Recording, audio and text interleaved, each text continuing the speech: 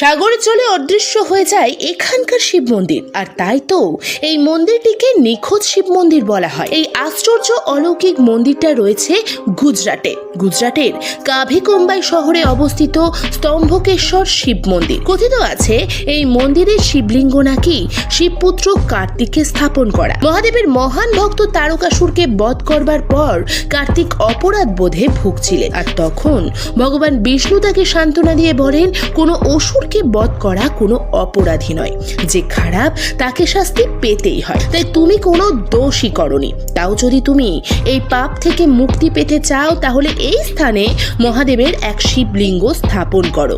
সেই থেকেই নাকি এই মন্দিরের প্রতিষ্ঠা। সমুদ্রের জোয়ারের কারণেই এই মন্দির সমুদ্রের তলায় ডুবে যায়, আবার ভাটা হলে মন্দিরটি জল থেকে উঠে আসে। আজকের এই তথ্য ভালো লাগলে একটি লাইক, চ্যানেল নতুন এলে দয়া করে একটা সাবস্ক্রাইব।